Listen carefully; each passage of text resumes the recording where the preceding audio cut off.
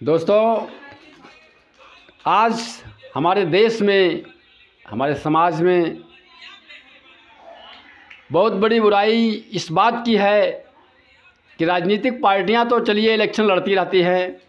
कोई भी पार्टी आए, कोई भी राज करे, कोई भी गद्दी पर बैठे, उससे मतलब नहीं होता है।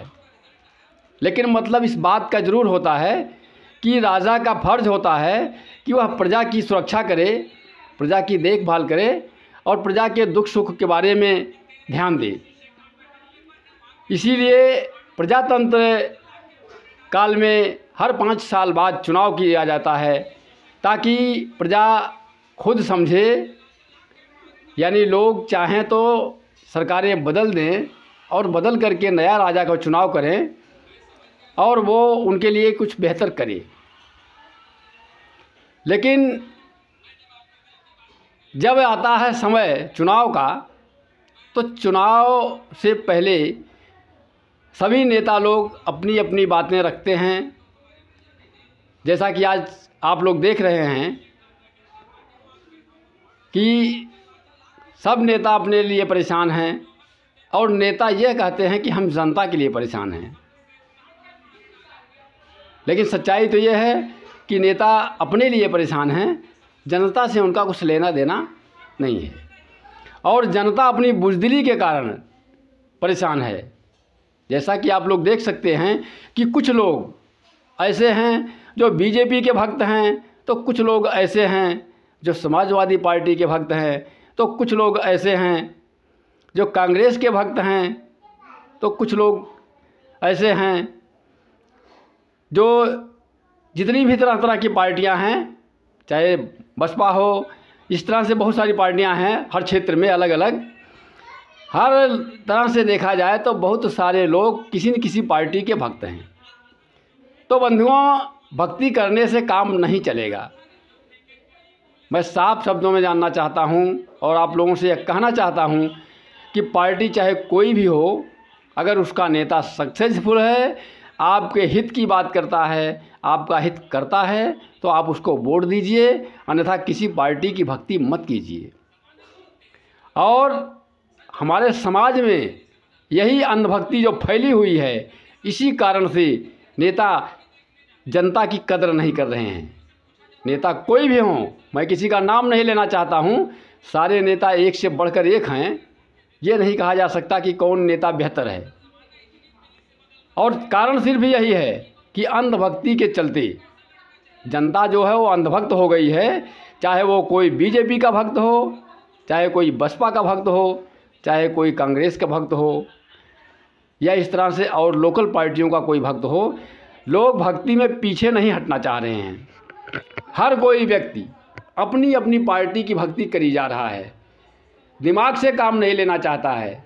लोग जातिगत तौर से चाहे पार्टी बेसिस पर अंधभक्त बने हुए हैं। तो मेरा आप सबसे ये निवेदन है, यही कहना होगा कि जाति धर्म को छोड़िए, जाति से ऊपर उठिए और पार्टी से ऊपर उठिए। किसी पार्टी का आप अंधभक्त मत बनिए कि पार्टी आपको गुलाम बना ले और आप पार्टी के गुलाम बन जाएं।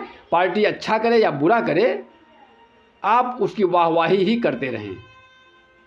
जैसे अतिशयोक्ति नहीं होगी, साफ शब्दों में सभी लोग जानते हैं और कह देना भी अच्छा होता है कि बीजेपी के शासनकाल में युवा ज़्यादा बेरोजगार हुए हैं। रोजगार देने के नाम पर बीजेपी जीरो है।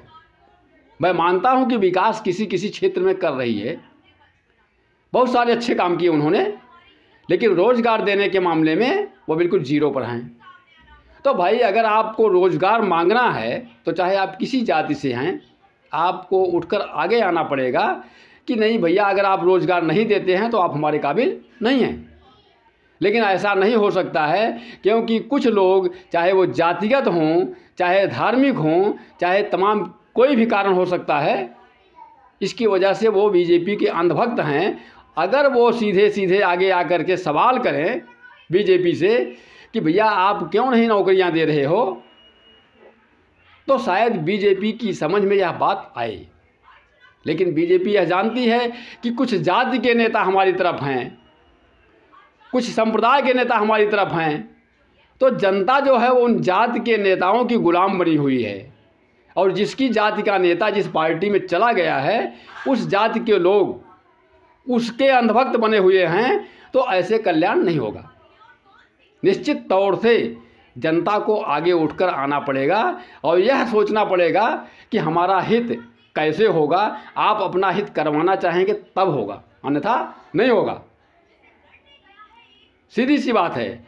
नहीं तो यही होता है कि जैसे मजदूर से मजदूरी कराई जाती है और उसको 2 किलो 5 किलो राशन दे दिया जाता है, उसी में वो संतुष्ट रहता है। वह न तो आगे बढ़ सकता है और न आगे बढ़ने की कोई बात सोच सकता है। तो इसलिए हमारा सभी लोगों से अनुरोध है कि जातीयता को साइड करें, अपने जाति के नेताओं की बात मत करें, बल्कि ऐसे नेता की बात करें जो नेता सामाजिक हित की बात करता हो, रोजगार देने की बात करता हो, बेरोजगारी दूर करने की बात करे और लोगों के हित की बात करे। ऐसे लोगों को आप लाइए, उनका चयन कीजिए ताकि आप सबका भला हो सके। जय हिंद, जय भारत।